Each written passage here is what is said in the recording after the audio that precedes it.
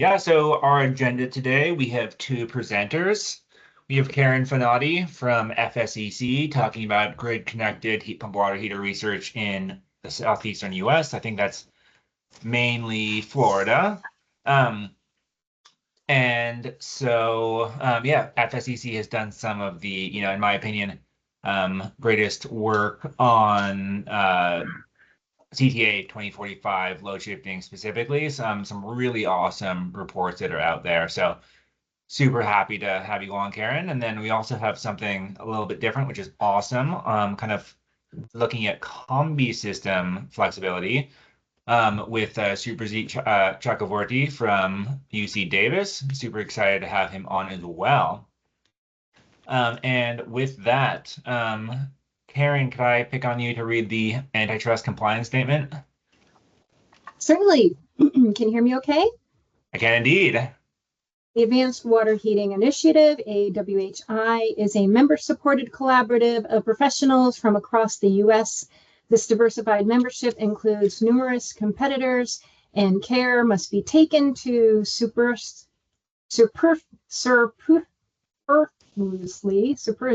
abide by the federal and state antitrust laws. Members should remember that antitrust compliance is important at all times. At this and other AWHI meetings, participants should not discuss competitive pricing, profitability, allocating markets or customers, or promotion of a particular product or accessory. Awesome. Thanks so much. So with that, if there's anybody who's on this call who has not been on this meeting series before, kindly come on camera for a second and introduce yourself and where you work. This is my first time. I am muting. Awesome. Good to have you here. And where do you work? S&C water heaters. Sweet. All right, awesome. So with that, I'm going to turn it over to Karen. Karen, I'll let you share your screen. I'm going to stop sharing here.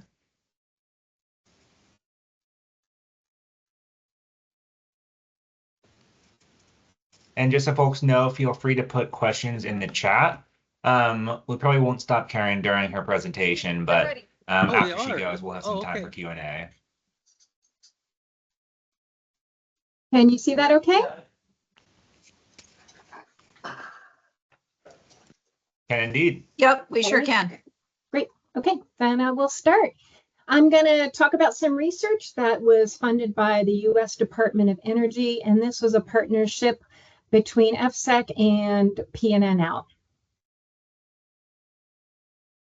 The research team at FSEC included Danny Parker, Carlos Colon, and Rob Vieira.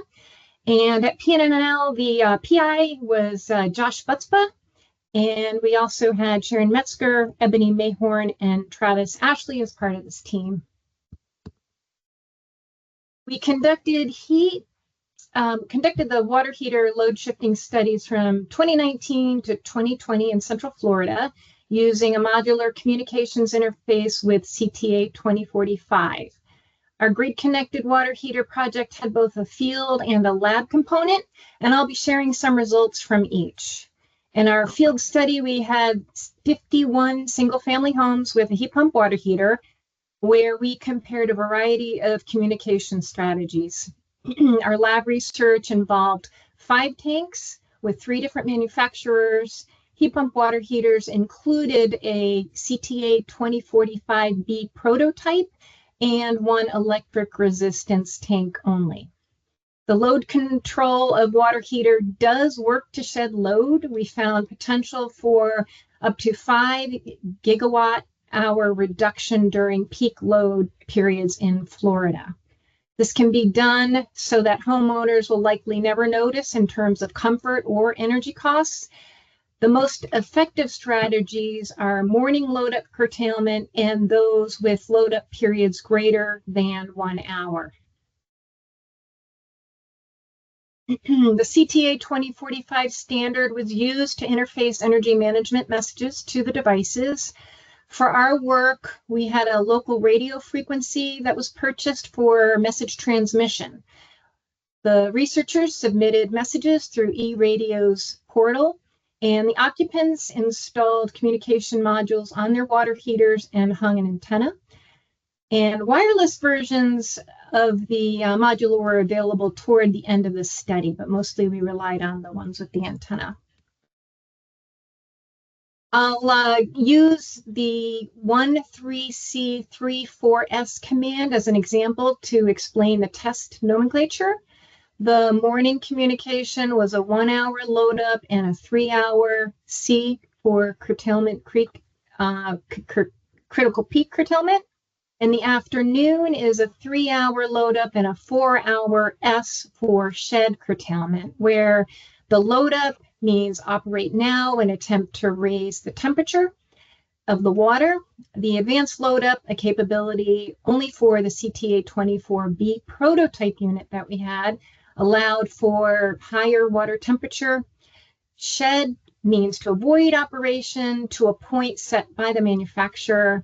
And critical peak is a more aggressive avoidance of operation than the shed. And then finally, end shed to return to normal operation. The curtailment instructions were always immediately following the load up. We conducted over 200 tests, and they included a variety of morning and evening load ups and curtailment lengths and types. The longer load ups were intended to fully heat the water, and the curtailment hours reflected the times when system-wide electric demand reductions have the highest value. I'll first present our laboratory work, where we tested 5 units, including 3 manufacturers. 2 were heat pumps, and 1 was electric resistance only. I'm sorry, 4 were heat pumps, and then 4 were 50-gallon, and 1 was an 80-gallon tank. And 1 of the heat pumps was a prototype capable of the CTA-2045B instruction, allowing the higher temperature.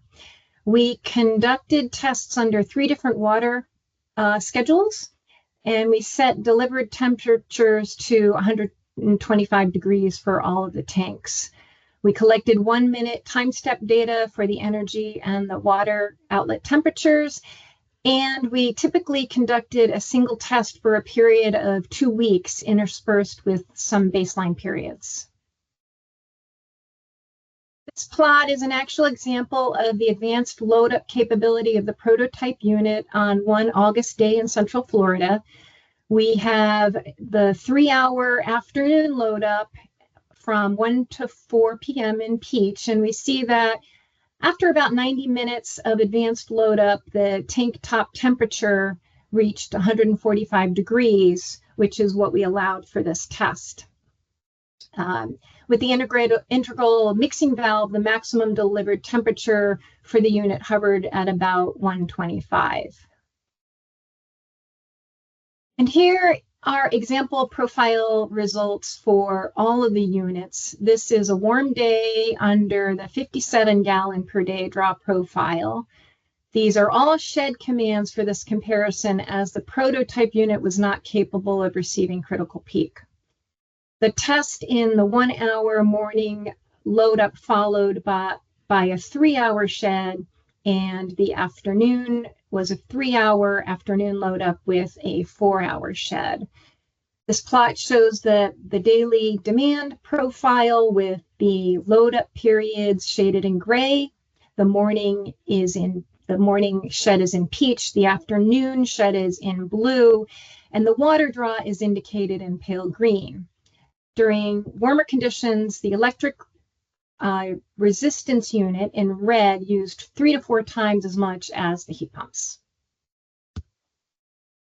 Here I drop out the electric resistance and reduce the range on the y-axis scale, and we see that the CTA-2045A units, the 50-gallon in blue and the 80-gallon in orange, significantly curtailed the operation during the shed periods. Not quite complete. And now I'm pulling in the 50-gallon heat pump prototype with the advanced load up in green. We see that the unit took better advantage of load up periods than the CTA 2045A units, and it completely avoided operation during the peak periods that were defined by the test. Here's a we conducted. These were all shed curtailments run during warmer weather. In red is the demand during the morning and the afternoon curtailment. The 50-gallon and the 80-gallon and the prototype with the advanced load up generally have no issue curtailing peak demand during the warmer weather. The exception at the bottom there is under a 69-gallon per day draw with no morning load up and extended curtailment periods. And this did challenge some of the units at times. The heat pump water heaters provided energy savings of 53 to 78% compared to the electric resistance tank. And this lower end of the range was from the prototype unit, which did have some issues heating when it wasn't called for. So that seemed a little high, the energy use we see there. All strategies in units showed a great ability to curtail peak demand with a small or no energy penalty at all. And all production heat pump units delivered temperatures during the shed events greater than 110 degrees, and nearly all of them were above 115. So we had over 200 tests conducted, which we compared to like weather baselines without control. The typical daily average temperature in summer is 80 degrees. The summer results presented here are under the 47-gallon per day draw. The winter lab evaluation was defined as days where the daily average temperature was under 65 degrees, and these results are under the 69-gallon per day draw. The best results were often very close among the many strategies that we tested. Best was in terms of the greatest demand reduction first, which was often complete, and then the lowest daily energy use as a second thing to look at. The 2-hour load up and the 3 or 4 hour curtailment was often found to be the best strategy regardless of the temperature profile. And even under winter tests, the 80-gallon unit and the prototype unit with the advanced load up were able to handle the curtailment nearly perfectly.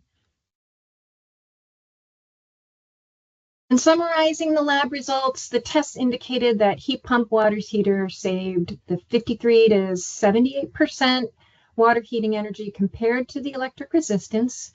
The units demonstrated a great ability to curtail demand during the 4-hour evening peak and nearly as well during the 3-hour morning peak.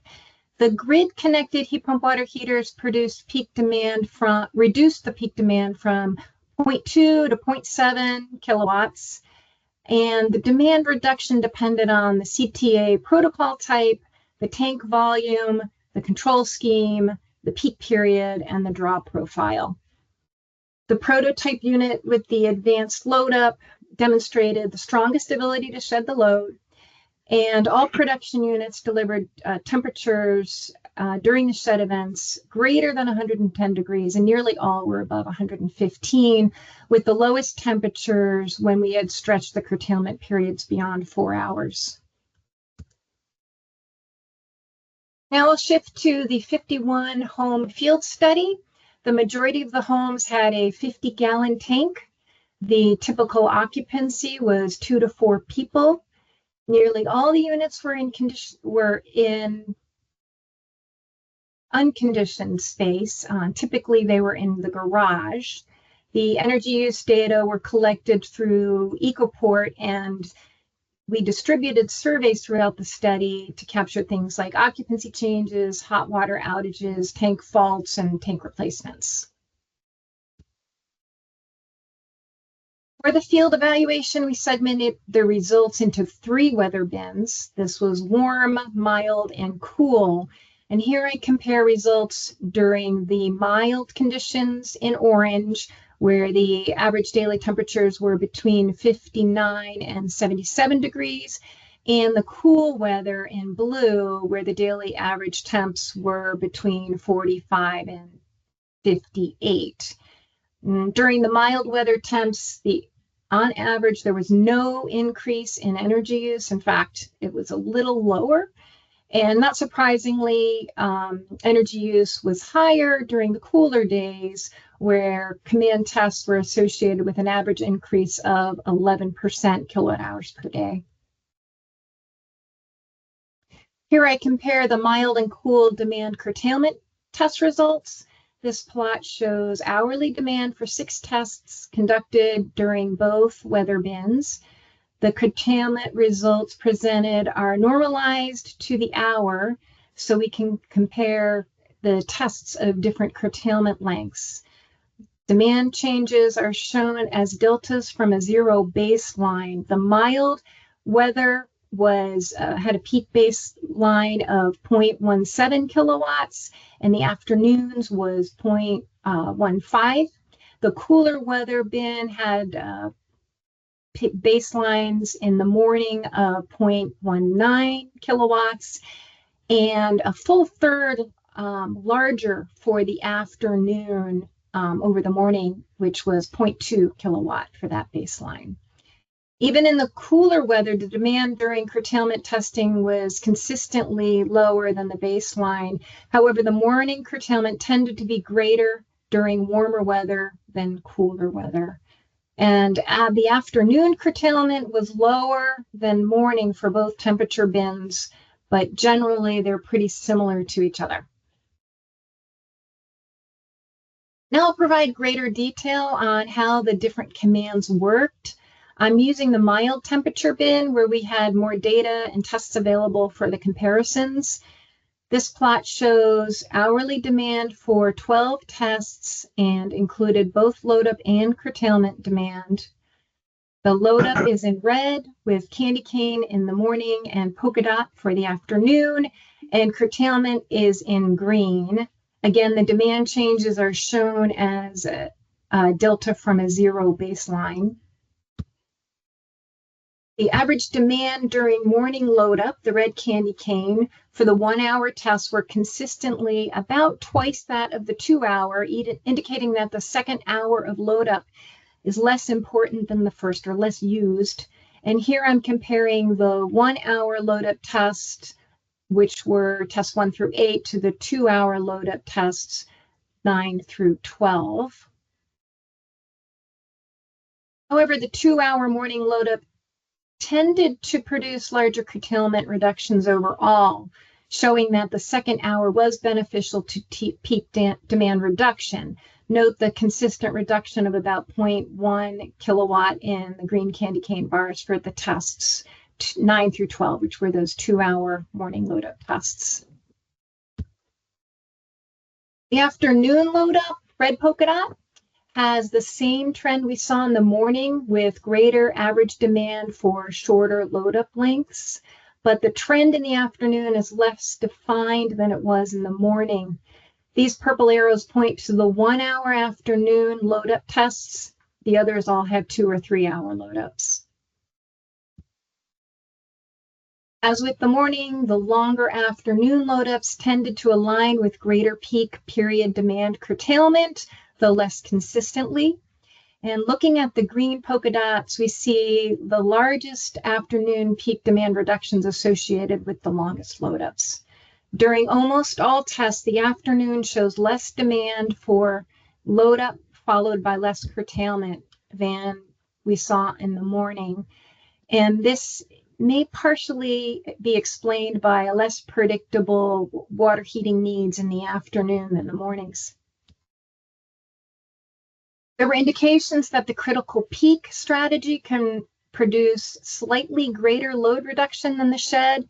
The matched colored arrows I show here are where the critical peak is associated with a greater curtailment than the shed, where the remaining test structures are otherwise identical. The strategies with the longest load ups, longest curtailments, and critical peak commands produced the greatest peak period curtailments. Summarize the mild weather field results. The load control did not increase daily hot water energy use over the baseline. The morning peak demand was curtailed by about 50%, averaging 0.09 kW. The afternoon curtailments were less, about 35% at 0.05 kW. Multi-hour load-ups provided greater demand curtailments, and critical peak signal appeared to provide slightly greater load reduction than did the shed. Summarizing the cool weather field results, the energy use typically increased slightly over baseline. The demand during morning curtailment testing was consistently lower than baseline, averaging 0.06 kilowatts or 34%. Curtailment was less during cooler weather than it was during the warmer weather. The baseline demand during the afternoon curtailment hour was 33% higher than it was under the warmer conditions. So it was 0.2 kilowatt versus the 0.15 in the warmer condition for that baseline. Afternoon curtailment in cooler weather was similar to that of the warmer weather. And some final takeaways: load control of heat pump water heaters can generate good peak load reduction, greater in the morning than the afternoon for both the warmer and the cooler weather in Florida. Morning water heating had a more condensed, predictable pattern. Multi-hour load-ups were better strategies than the single-hour load-up, and increased the load reduction by about 25 to 30% over single. There were no demonstrated energy penalties of load control on mild weather. However, there was a slight penalty during the coldest days. An increase in energy might be indicative of how control strategies might be altering energy use on cold days. And finally, demand profile scoping using the heat pump water heaters has potential for utility load control programs.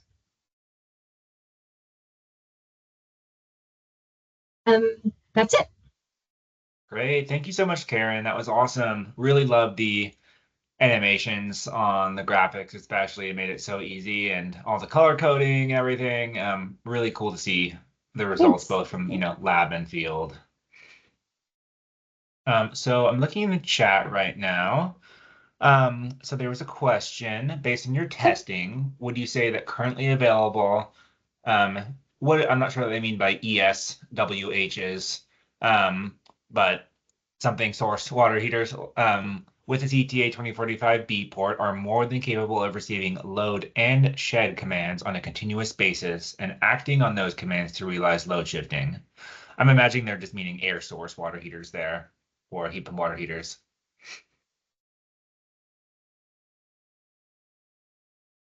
Okay, so it's saying, would I say they're available for both? Let's see. Oh, electric storage. Thank you for clarifying. I appreciate that. I think they're asking, are they more than capable of receiving them on a continuous basis and acting on those commands? Like, as opposed to maybe very monitored and controlled testing, with kind of someone in the loop, could they just be receiving these commands and acting on them like throughout the year? Yes, I would say based on the testing, yes, that's true. Awesome. Yeah, I think this kind of comes up, right, where it's if folks are monitoring it, it can be one thing, but then trying to kind of pass things over to a utility, there can be some growing pains sometimes. So that's great to hear. Well, thanks again. And if other questions pop up later, we can always come back to it at the end. This was great. We'll be sending out these slides afterwards for folks. So, and it sounds like Josh also mentioned that he'll be sending out the 2024 paper you were the lead author on and presented at ACEEE. So we'll have more details to come. Thanks, Josh.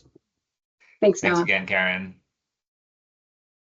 All right, I'm going to turn it over to Subhrajit for our next presentation. Hi, thanks, Noah. Let me share my screen. Let's see. This goes.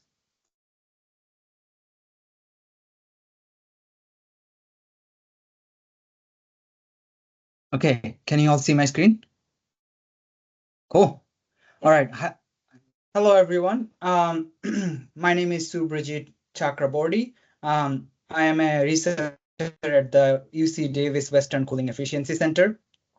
Just a brief description of our center. We're an applied research center within UC Davis. We focus on energy efficiency in agriculture, buildings, data center cooling, indoor air quality. It's a broad range of things there. The main expertise I have in the lab in the center is in laboratory testing and field demonstration of heat pump technologies and their load flexibility. So today I will be talking about load flexibility demonstration with the air-to-air multifunction heat pump, which a lot of you would know as a Combi heat pump, but there is a slight difference which I will point to. Okay, so let's see. There you go. Okay, I'll briefly go over this. I know that a lot of people are aware of this. Heat pumps take energy from, are connected to the outdoor environment and can provide both cooling and heating operation. One of the studies that we have done in the past has showed that heat pumps can save a lot of greenhouse gas emissions, and about more than 50% is what we found, considering everything from production emissions to leaks, refrigerant leaks, and everything combined for a whole. On the other side, we have the heat pump water heater, which Karen just talked about, and so I'm sure a lot of you are familiar with this. So I'll just quickly go over it. That they're also very high efficient units, and they also lower greenhouse gas emissions in compared to a natural gas water heater. So I think quite a few of you are already convinced of that. So we don't have to spend time on this. The part that I want to kind of highlight is that most of the heat pumps, which I'm calling the traditional heat pump for space conditioning, THP, uses electric resistance heat for mainly defrost, and even sometimes if it is not a cold climate one, it can also use during very cold weather conditions. I have heard of variable speed heat pumps, which advertise to be like, not using electric resistance. But I would believe, there is likely going to be a longer defrost cycle because you have to extract the heat from the indoor side to defrost the outdoor coil. So, and I'll talk briefly about how the air-to-air multifunction heat pump avoids that. And the same thing with the domestic hot water side for heat pump water heaters. It also needs the electric resistance for high DHW demand, and then even for lower ambience if it is not in the conditioned space. So those are one of the the features of the heat pumps, the two separate heat pump ideology, which can be a downside for retrofit. So again, just to highlight, so this is showing a separate heat pump. So as you can see, it's a heat pump that provides heating and air conditioning through the air handler for a centrally ducted home, and heat pump water heater. And the electric resistances are shown here for both the systems. There are some challenges to this system, although we know that there are a lot of efficiency and greenhouse gas benefits. It's mainly coming with the inefficient and uncomfortable defrost for a traditional heat pump, and they are known to blow cold air on occupants because it can only temper the cold air especially for single speed system. And then there is heavy reliance on electric resistance by heat pump water heaters that has been found and showcased in many studies talking about, and I think Karen also alluded. So there is that. And then the big thing that we want to talk about, I guess we've seen as a barrier to heat pump installation is higher installation cost and severe delays. So as you can see, the two separate heat pumps with electric resistances in them would probably have a higher amp limit, would have would trigger a lot of homes electric upgrades, which are very expensive and can take a lot of time. And then a couple of the projects and field studies we have done, we have found that especially if you have the gas water heater in the conditioned space in a closet, exhaust air connections for heat pump water heaters are also pretty expensive, and it takes time. So one pathway we see is this air-to-air multifunction heat pump technology. So again, it's an emerging technology for combined DHW and space conditioning, and a lot of you would probably have heard about Combi heat pumps. But the difference, I would say, is the air-to-air part in comparison to an air-to-water multifunction heat pump. And the reason we are saying air-to-air is because it's suitable for centrally ducted homes, and it provides heating and cooling through a DX direct expansion coil. The units that we have tested, especially single speed units, can be easily modified from a traditional heat pump. So the manufacturer we are working with has built this system just from a normal heat pump and adding a tank. So there are two refrigerant lines, two sets of line sets that go one to the air handling unit and another to the hot water tank, and they can be put anywhere in the space. There is the high efficiency. It has higher efficiency than if you were to compare it to a water-based system, because you don't have to go through a two-step secondary loop process. You're directly transferring the heat or the cooling with the air that is circulated in the building. And this is, as I said, for centrally ducted homes. And then the big thing that I want to kind of highlight, and this will be coming up in the load flexibility portion also, is that this kind of system allows simultaneous space cooling and water heating. So basically, it's a heat recovery method where if you're cooling the space, you can take the heat from the space and put it into the water tank. And I'll go over the modes of this heat pump in detail to just show everyone what this heat pump can do before I get into the load flexibility demonstration piece. And again, suitable for central air handler homes with distribution ducts. Okay, so how does it solve the electrification problem? Here I show that comparison between the separate heat pumps and the multifunction heat pump, where you can avoid the electric resistances. So you have a one compressor for space heating, space cooling, and domestic hot water. And there have been studies that showed that they are better than separate heat pumps, because you could leverage a lot the other side as well. And then the part that the reason it avoids electric resistance is because it uses a large compressor, outdoor compressor for domestic hot water production. So you really don't need electric resistance in there. Let's say if you are thinking of a 4-ton compressor, that's like 10 times or more bigger than the heat pump water heater compressor. And then the other interesting piece that I want to highlight is that this kind of systems can draw the heat, the stored energy from the tank to defrost. So you don't have to use the air handler to defrost the outdoor coil. So you could use the very hot water, and it is in the very recent lab tests we have done. We saw that it can finish defrost in 2 to 3 minutes, whereas with electric resistance, you would need 8 to 10 minutes. So the hot water energy is really good, and it can be stored as well to prepare for defrost. And then the main thing that I wanted to point was that if you look at the ampacity requirement, it's lower if you don't use the electric resistances. And then, so it leads to lower product and install cost for homeowners. And then and more importantly, there is an equity piece of it as well, because it enables electrification in homes limited by electric panel and service upgrades, which are pretty common, I would say, and some studies have shown that common in lower income and disadvantaged communities. Okay, so load flexibility, I'm sure I don't want to preach to the choir here, it creates the duct curve, leads to higher GHG emissions from peaker plants during the ramp up. And then the project that we are doing, it's funded by California Energy Commission to look at load flexibility in response to dynamic pricing, and dynamic pricings are getting more and more common. We have, I think, a lot of places in the US are moving to TOU, time of use, and then this one, what we are testing is the dynamic, in the sense hourly dynamic price response that we are testing.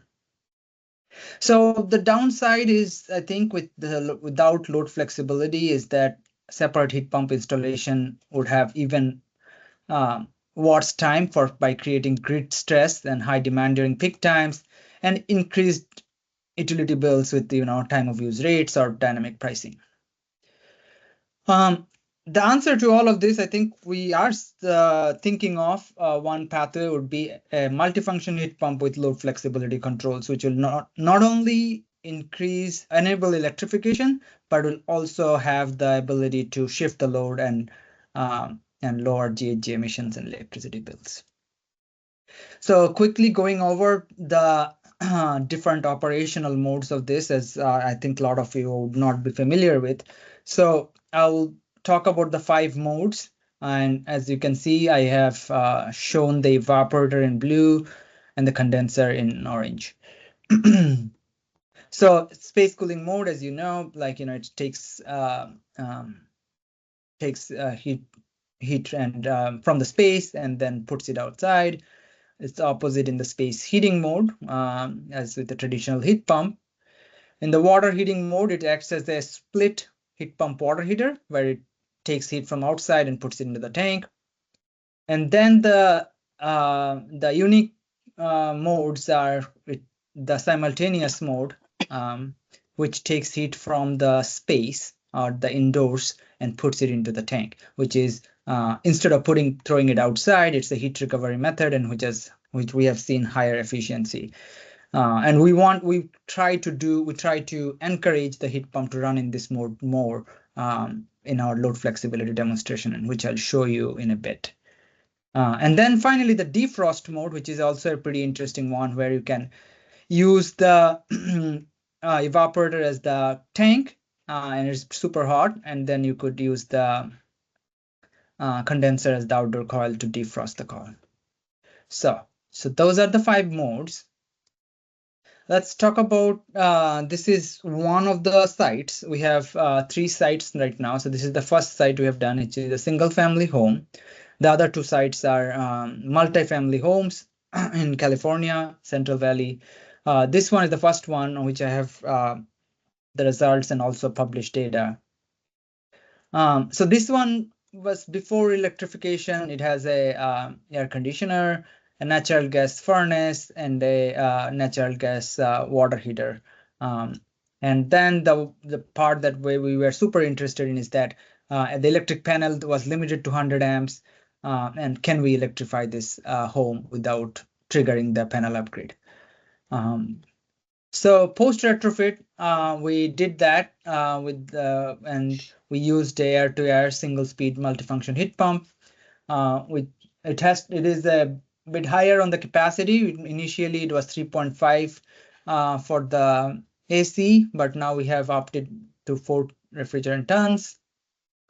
And everything kind of stays the same. We have the hot water tank in the same closet as the pre-retrofit gas water heater.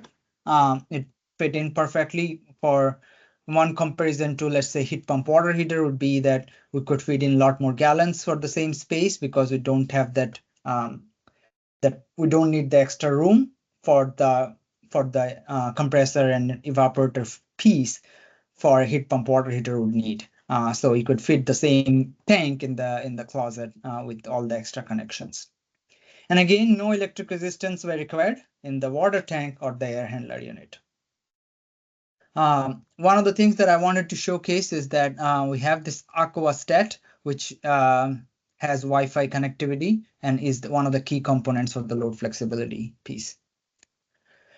So I think a lot of you are probably waiting for this, but I thought it would be a good idea to showcase the technology first and kind of bring up the load flex part so that you know what we are leveraging. So the way we are doing the load flexibility is that we have a CalFlex hub, which is actually, it's going by itself. So CalFlex Hub server is hosted by LBNL, Lawrence Berkeley National Lab, and this is the whole portfolio of projects is handled by them. It's under the California Energy Commission. So we get dynamic prices and GHG signals, greenhouse gas signals from the CalFlex server. Those we communicate to a cloud server with control algorithms in them, which we built and we are interfacing with. And then next, this cloud server communicates with the Aquastat, which is over here, which is the Wi-Fi connection and the API, and the thermostat API, which is the Ecobee we are using in our demonstrations. And they communicate, receive sensor data from the Aquastat and the thermostat and the set points, and it calculates remote set points and communicates it back to the Aquastat API and the thermostat API. And then this in turn communicates to the space conditioning thermostat and the Aquastat, which controls the water heater pieces. And then that in turn controls the IHP main board, which calls for the heating and cooling using the outdoor air unit. So that's how we do it, the communication handles. So let's look at these results that are coming from a summer load flex test. So first I want to point out the price that we are getting. So it's summer, so it's peaking in the evening. And the water set point that we are optimizing is from 110 to 140 F. And you can see the water temperature also over here. And the way we do it is that our algorithm looks at the price and picks an hour to load up the water heater. So this is all water side as of now. And then it sheds load during that. And these set points, 140 is the highest from the manufacturer we could go to. And then 110 is based on the preference of the homeowner. So that's, if we could go down to 100, then that's also deeper shed we could do during the peak hours. So the other thing that is very important to note here is because the big size of the compressor, it can quickly charge the domestic hot water tank. As you can see, it's an hour load up and it could finish it in like a 20-degree jump in like, I would say 20 minutes is what we have noticed. So there was what we have done before. We had a longer charging time because we thought it would need more charging and load up time. And we have improved the algorithm to a shorter charging period before the peak. So that reduces heat loss and things that would have happened if we would have kept the water temperature high over a longer period. Okay, so let's look at the cooling piece. It's a lot of information here, so I'll just quickly go over it. You can see the set point, cooling set point, dotted line, dashed line. There is like bumps and things that happen due to occupant overrides. We allow occupant overrides in case they're uncomfortable. So the cooling set point that we did optimization was between 70 and 75 degrees, which is again a preference by the homeowner. So if you have larger range, which we are seeing in the multifamily homes, they're okay with larger range. You can do a deeper shed or load up, as we can see here. So the piece that I wanted to also highlight is that whenever there is a water heating call happening right here, when there is a water heating call, we lower the set point of the thermostat to trigger the simultaneous mode. And this is to utilize the high efficiency heat recovery mode, which takes heat from the space and puts it into the hot water tank. So, so instead of just doing water heating, we are doing simultaneous mode, which also saves some energy on the space side. So that's the algorithm that works. We also do the same thing with lower set point in before the evening, and then higher set point during the peak period. There is the simultaneous mode, and then okay. So, so I just showed the load flex algorithm, how that works and what are some of the things that we are doing. As far as the results goes for a longer period of time, we saw the mean daily peak electric power drop for that period. And we are taking a 4 to 10 p.m. period, and this is mainly because how the price signal is interpreted by our algorithm. So if we do have a shorter peak demand period, we would have higher savings, we believe. So this is a 6-hour peak. And we saw a reduction in mean daily peak power. We also saw, the more important is that we also saw electric energy drop, which is what the occupants would be billed with. Our utility bills are dependent on energy. So we saw a drop on that. And then based on the cost we are receiving, we saw a drop in that also. So some of the things that has hindered, for example, our load flex controls allow user override for 2 hours at a time. And that has also hindered some, enabling or getting the load shift we need from the space. We have also realized that the occupant preferences, like how much or of a range we can have on the load flexibility, has an impact. The new sites that we have, which I haven't don't have the results yet, but they offer both challenges and opportunities from these sites.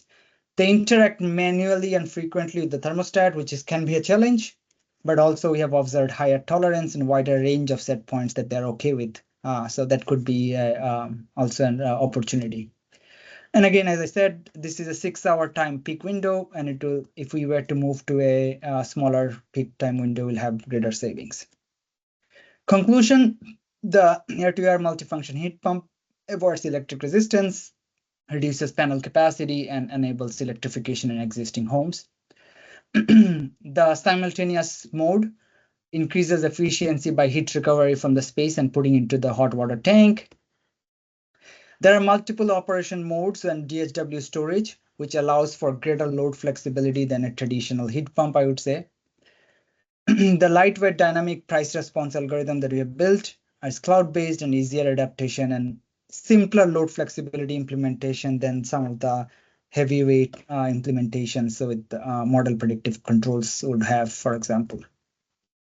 The dual thermostat communication that we have with the multifunction heat pump can potentially make load flex implementation manufacturer agnostic, so you don't have to know what the actual heat pump is or how that communicates, as long as you can communicate with the thermostats. And then finally, our dynamic price response algorithm could save peak electricity demand and costs. Next steps, we are looking into, as I said, the disadvantaged community sites to evaluate the load flex impact. We want to develop the tunable models of the system, so we'll see how we can really optimize the control algorithm. We want to evaluate winter season load flexibility with additional morning peak, so there will be 2 peaks in the winter season. And then we want to also test, hopefully, a variable speed unit which can adapt the load flex control rhythm. To end this, I want to leave with some open questions that I guess could be interesting for folks here to think about. So we see a lot of barriers to this new technology that we are talking about. There is no testing standard yet. There is no Energy Star rating or incentives for manufacturer to offer this technology. And then on the incentive for load flexibility, there are these dynamic prices versus the event-based demand response. Like, you get paid for what you do for that particular event. So those are kind of 2 sides that we can go towards. So we don't know how things are going to evolve. And then communication standard for thermostats, it has not been figured out, I think, a lot of ways, because a lot of the manufacturers use proprietary thermostat communication, which can be a barrier to implement load flexibility. With that, that's my email there. Thank you. Wonderful. Thank you so much. And huge shout out to you and Karen for being right on time with your presentations too. Very well organized. So interesting. That helped me clarify what the difference was between that sort of system and Combi, because I was kind of equating the two. So thank you for enlightening me. Yeah, for sure.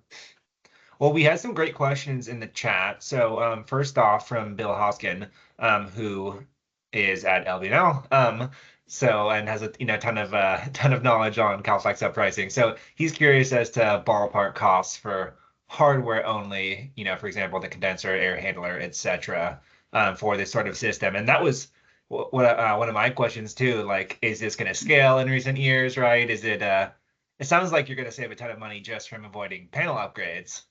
Yeah. So from the product cost, we also see if you were to imagine at scale, you are avoiding a compressor and an extra heat exchanger. So it should scale to be a lower cost than 2 separate heat pumps, is what we believe, if there is incentives and for manufacturers to come to the market. Currently, there aren't any. So there are products available in the market, but not in US as much. It's more mainly Asia is where they reside in. Got it. And I may have missed this. What is the first hour rating for these systems? So so this is going through, we have done first hour rating in our recent lab test, which I'm not showing here. We just finished those. It's gonna be higher. We saw about 90, I think, because it's a large compressor, you could do a lot faster heating. But it all depends on the size of the compressor, the size of the tank being used. So it will vary from manufacturer to manufacturer, model to model. But it would be on the high side, given you have a large compressor to heat up the hot water. Great, thank you. And we have a couple other questions too. What range of climates do you think this would work well in? How much efficiency do you give up if you don't have much cooling? Well, I guess 2 different questions. Let's start with what range of climates do you think this would work well in? So would it work in cold climates, basically? Yeah, so I think if you were to imagine that, so it depends on if we believe that the cold climate heat pump is solved, like there is a DOE challenge with cold climate heat pumps. So if that is solved, then I think to turn it into a multifunction air-to-air multifunction heat pump, if a normal heat pump works in a climate, it should work for this multifunction as well. So that's the answer to the first question. Awesome. And then Abigail, do you want to pop on for a second and just clarify your second part of the question? Yeah, this was really a follow-on to the first part. So if you have some of the efficiency you're getting comes from the fact that you can do the simultaneous heating and cooling. That's always going to be helpful for defrost, but in a climate where there isn't a lot of cooling, it may not contribute very much to overall efficiency. Yeah. And then, of course, the energy stored in the same size tank won't be helpful over the same length of period for load shifting because the heating load is higher. So I'm just wondering whether you've done any thinking about how well this works out. I mean, California obviously is kind of an ideal situation for this unit, which is not nothing at all, right? We're not going to find a silver bullet anyway, but I'm sort of curious about whether you've been thinking about how